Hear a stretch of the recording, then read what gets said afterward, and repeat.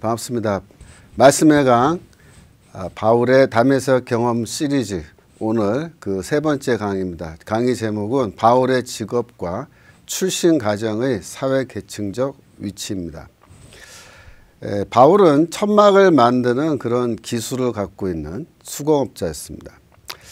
그래서 그는 노동하면서 전도를 했어요. 사도행전 18장에 보시면 바울이 고린도에 도착했을 때 브리스길라와 아굴라라고 하는 부부를 만나는데 그 부부는 로마에서 그 당시 황제였던 글라우디오 황제가 모든 유대인을 추방하는 로마에서 떠나라라는 그런 추방 명령을 내려서 고린도로 이제 이사해 온 걸로 되어 있습니다. 이때 이 부부는 이미 로마 교회의 성도들로 그렇게 우리가 추정을 합니다. 이 부부와 바울이 이제 하나님의 섭리 가운데에서 뭐 우연히 어떻게 보면 섭리 가운데서 만나게 됐는데 이 사람들의 직업이 같았다. 그래서 같이 일을 했다. 직업은 뭐냐? 천막 만드는 것이다 그랬습니다. 헬라어 성경으로 보면 바울은 스케노포이오스다 그렇게 되어 있습니다. 그래서 여기 스케노라는 말은 이제 천막이라는 뜻이고요. 포이오스는 만드는 사람, 그래서 텐트 메이커였다 그런 뜻입니다. 고린도전서 4장 12절에 보시면 바울이 또 수고하여 친히 손으로 일을 하며 라고 말하는데요. 수고한다는 말은 노동한다는 뜻입니다. 여기 특별히 바울이 자신의 손을 사용해서 일을 하며 그렇게 얘기하고 있습니다. 더 정확하게 이제 번역하면 자신의 손을 사용해서 이제 일을 한다. 그러니까 이제 수공업자죠.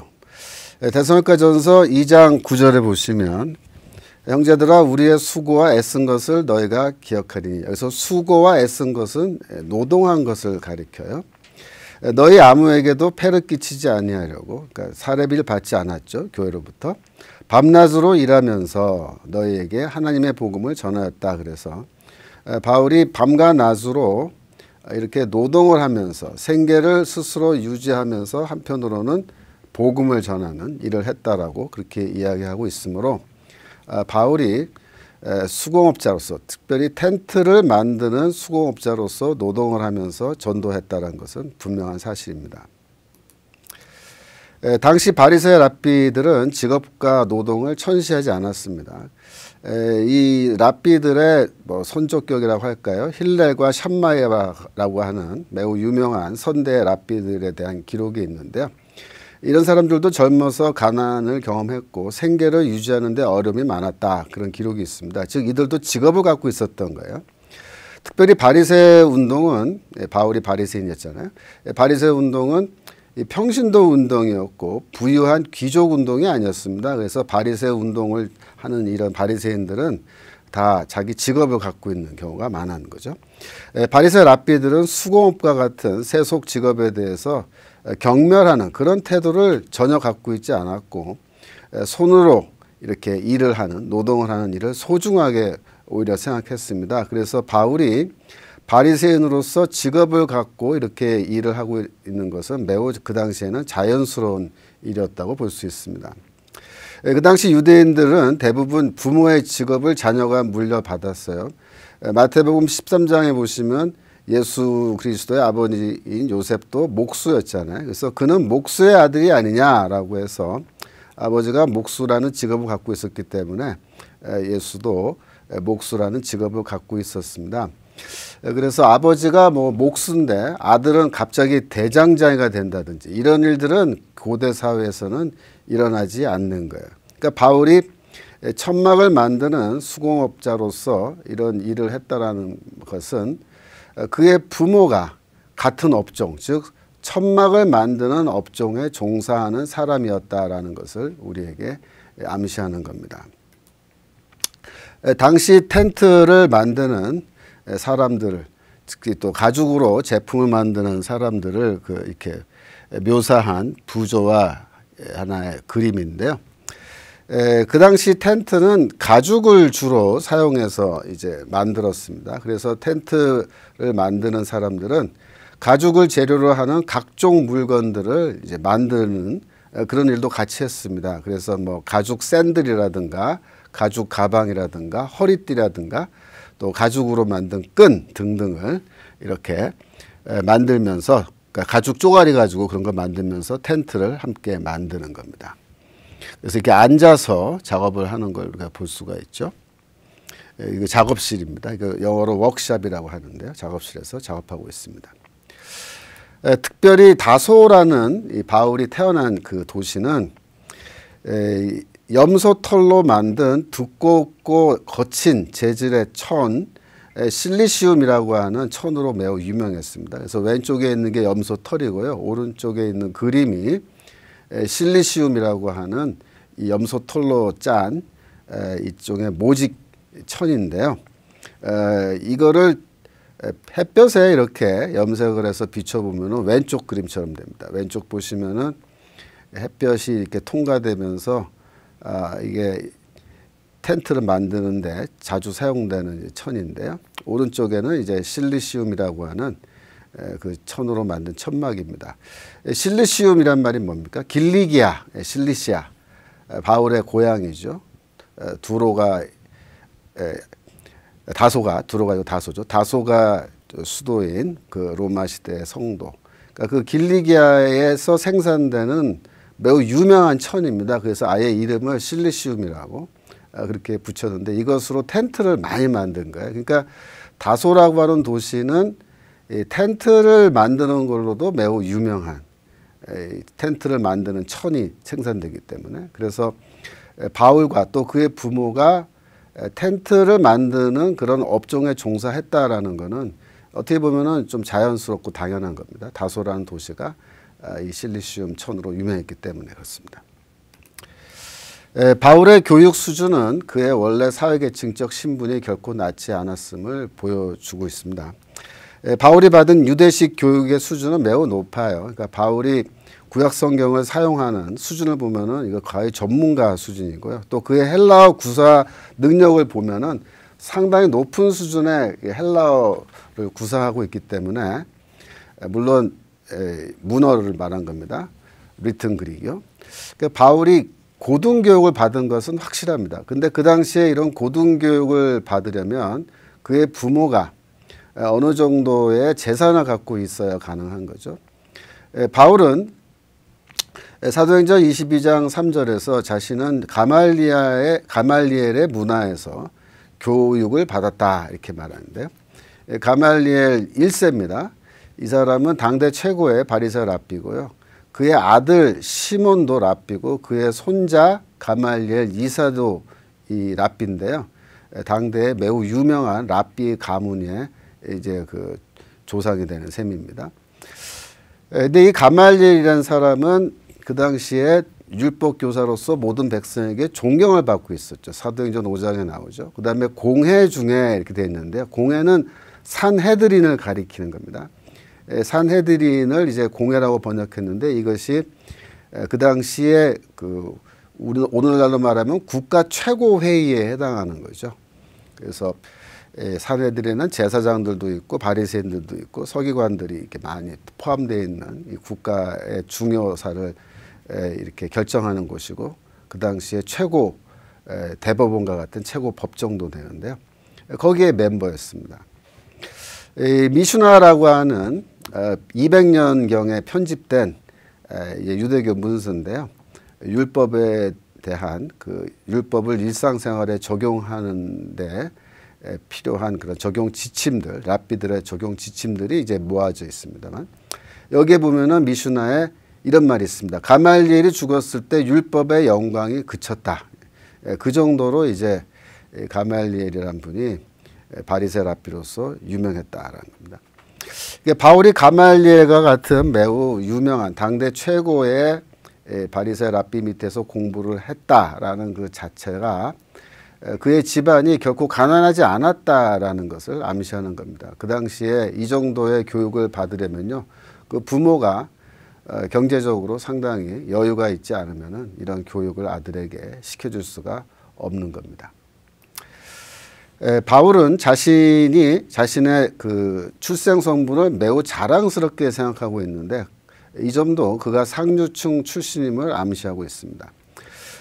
고린도 후서 11장 18절 보시면 여러 사람이 육신을 따라 자랑하니 나도 자랑하겠노라 이렇게 말합니다. 여기서 육신을 따라 자랑한다 이런 말이 무슨 뜻일까요? 또 빌립보서 3장에도 그러나 나도 육체를 신뢰할 만하며 만일 누구든지 다른 이가 육체를 신뢰할 것이 있는 줄 생각하면 나는 더욱 그러하다. 그래서 육체를 신뢰할 만하다. 나는 더 그렇다. 이렇게 말할 때 육체를 신뢰할 만하다라는 말은 무슨 뜻일까요? 육체를 따라 자랑한다. 이거는 무슨 바울이 그 당시에 헬스클럽 같은 데 가서 열심히 운동을 해서 그의 그 육체가 굉장히 자랑할 만한 그런 몸이었다. 그런 뜻일까요? 전혀 아닙니다. 그런 뜻이 아니고 여기서는 자신의 사회적 신분을 가리키는 겁니다. 사회적 신분을 따라서 자랑할 것 같으면 나는 정말 자랑할 만하다. 우리 집안 대단한 집이다. 요즘 말로 빵빵하다. 그런 뜻입니다. 그래서 이렇게 바울이 자신의 그 육신을 따라 자랑할 만하다고 이렇게 내세우는 것은 그의 집안이 최소한 중류 이상입니다. 제가 보기에 거의 상류층입니다. 그런 상류층 출신이라는 걸 암시합니다. 고린도전서 9장 19절에 보시면 내가 모든 사람에게서 자유로우나 스스로 모든 사람에게 종이 된 것은 더 많은 사람을 얻고자 함이라. 내가 복음을 전해서 더 많은 사람을 구원하기 위해서 내가 자유인이지만은 나 스스로 결정하여 모든 사람에게 내가 노예가 되었다 이렇게 말한 겁니다. 노예가 되었다. 내가 모든 사람을 위해서 자발적으로 노예가 되었다 이런 말은 만약 그의 신분이 하류 계층이라면 이런 말을 하기가 어렵습니다. 이게 원래 자기가 상류층이기 때문에 내가 상류층이지만 내가 스스로 아주 노예와 같은 삶을 내가 선택했다 이렇게 말할 수 있는 거잖아요. 그래서 이런 말도 사실 바울의 신분이 원래는 낮지 않았다라는 걸 보여준 겁니다. 그러니까 이제 바울은 원래 이렇게 출신 성분이 높고 육체적으로 자랑할 만한 그런 집안 출신이고 아주 잘 나가는 집안에 잘 나가는 아들이었던 거죠. 그래서 이대로 살았으면은 바리새인으로 유대인으로 아주 떵떵거리고 잘 살았을 거예요. 그런데 어떻게 보면은 참 아이러니하게도 그가 다메섹으로 가는 길에서 부활하신 그리스도를 만나게 되므로 그의 삶은 사실상 거의 거지와 같은 수준의 노예보다도 못한 삶입니다. 제가 나중에 바울의 그 텐트 메이킹 자비랑 선교에 대해서 제가 한번 얘기할 텐데요. 바울은 정말 노예만도 못한 밥도 제대로 못 먹는 그런 삶을 살았거든요. 그래서 이렇게 훌륭한 집안의 아들 출신이었지만은 그가 그리스도의 사도가 된 이후에는 그러나 이렇게 인간적인 면에서 보면은 아주 궁핍하고 어려운 그런 삶을 살았고 매도 많이 맞고 고난당하는 삶을 살게 된 거죠. 하지만 그는 여전히 그리스도 안에서 행복한 사람이었죠. 그래서 항상 기뻐하라라고 성도들을 가르치는 그런 사람이었습니다. 적지 않은 학자들이 바울은 부유한 가정 출신이라고 봅니다. 윌리엄 램지라고 하는 이제 오래전의 학자이긴 하지만 그는 바울이 부와 사회적 지위를 갖고 있는 가정에 소속되었다 이렇게 얘기합니다. 또 메이어라고 하는 학자는 바울의 아버지가 천막 만드는 공장을 소유하고 있었다 이런 말을 하는데 물론 현대적인 의미에서 공장이 아닙니다. 이건 어디까지나 간의 수공업 차원의 공장을 말한 거고요. 그 당시에 노예 신분에서 해방되어서 많은 재산을 모은 그런 사람들에 대한 역사적 기록이 여러 사람이 남아 있습니다. 그중 유명한 사람은 이제 트리말키오라는 사람인데요. 이 시리아 지역에서 노예였는데 노예에서 해방된 뒤에 무역을 했어요. 무역. 돈을 많이 벌어서 아주 부유한 사람이 되었다라는 그런 기록이 있는데 바울의 부모도 마찬가지로 노예 상태에서 이제 풀려났지만 이런 천막 만드는 그런 사업에 투신하여서 상당히 그래도 재력을 쌓고 그래서 아들을 이제 제대로 잘 공부시킬 수 있는 그 정도 경제력을 갖고 있었다고 보여지는 겁니다. 그래서 바울이 천막을 만드는 사람이었다라는 사도행전 18장 3절에 누가의 그 기록을 놓고 바울은 수공업자였다. 그 당시에 수공업자는 하류 계층입니다. 그래서 하층민이었다. 이런 결론을 내릴 필요는 전혀 없다는 겁니다. 아까 말씀드린 것처럼 주전 1세기 바리새 서기관들은 다 직업을 갖고 있었고 아버지 직업을 물려받았고요. 아들이 아버지의 직업 혹은 사업을 물려받을 때 그 사업에 필요한 수공업 기술을 이제 물려받는 겁니다. 그러니까 아버지가 공장을 해도 아들한테 텐트 만드는 기술을 가르치는 겁니다. 그래야 자기가 직접 텐트를 만들 수 있어야 노예나 다른 수공업자들을 부려가면서 천막을 생산하게 해서 또 이렇게 비즈니스 할 수 있기 때문에 이런 부유한 비즈니스맨의 아들도 그런 수공업 기술을 갖고 있는 겁니다. 그래서 바울이 이렇게 천막 만든 일을 했다라고 해서 그걸 근거로 해서 바울을 하층민으로 규정할 필요는 없겠다는 겁니다.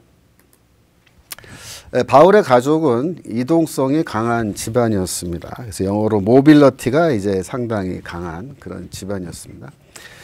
사도행전 9장 30절에 보면은 형제들이 알고 가이사랴로 데리고 내려가서 다소로 보냈다. 그러니까는 다메섹 경험하고 나서 다시 이제 예루살렘 돌아왔을 때 예루살렘에서 유대인들이 그를 해치려고 하니까 다소로 보냈다 그랬죠.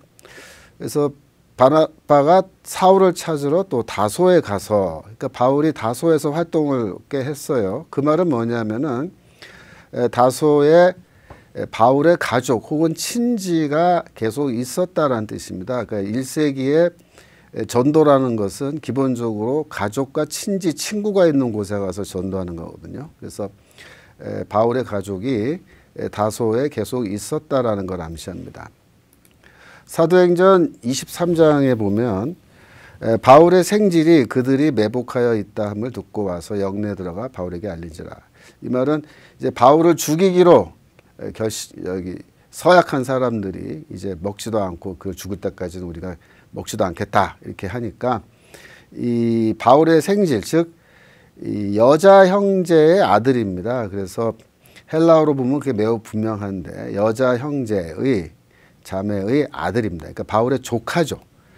조카가 바울에게 가서 이것을 귀띔해줘서 바울이 위험을 면하게 되는데, 그러니까 예루살렘에도 바울의 가족이 살고 있었던 겁니다. 로마서 16장에 보시면 내 친척이여 나 함께 갇혔던 안드로니고와 유니아라는 이렇게 사람이 나오잖아요. 그러니까 로마 교회에 친척들이 있었어요. 11절에도 내 친척 헤로디온에게 문안하라. 그러니까 이제 친척이 꽤 많은 거예요. 그러니까 바울의 가족은 다소에도 있고 예루살렘에도 있고 저기 바다 건너 멀리 로마에도 있는 거죠. 이렇게 이동성이 강한 집안이에요. 근데 이 이동성이 강한 집안이란 건 무슨 뜻일까요? 바울의 집안 내력이 원거리에 이렇게 이민 가서 그곳에 가서 이제 사업을 하고 돈을 벌고 이렇게 해서 상당히 열심히 이렇게 돌아다니는, 한 곳에 그냥 팔레스타인 시골에 이렇게 탁 묻혀가지고 사는 그런 사람이 아니라는 뜻입니다. 정리하겠습니다. 바울은 천막 만드는 기술 갖고 있었고요. 바리새 랍비들은 직업과 노동 천시하지 않았기 때문에 바울이 직업을 갖고 있는 것도 매우 자연스러운 거죠. 바울의 교육 수준 봤을 때 그가 상류층, 최소한 중류 이상임을 보여주고요. 바울이 자신의 출신 성분을 매우 자랑스럽게 생각하는 점도 이 점을 암시합니다. 적지 않은 학자들이 바울이 부유한 가정 출신이라고 보고 있고요. 그의 가족이 이동성이 강하다는 것 역시 그의 집안이 결코 극심한 빈곤에 시달리는 그런 집안이 아니다라는 것을 우리에게 보여주는 겁니다. 바울이 이런 상류층 출신이라면 과연 그는 어떤 성장 과정을 거쳐서 어떤 교육을 받았을까요? 다음 강의는 바울의 성장 과정, 헬라 기초교육과 유대교 고등교육이라는 제목으로 제가 강의하도록 하겠습니다. 오늘의 강연은 여기까지 하도록 하겠습니다. 감사합니다.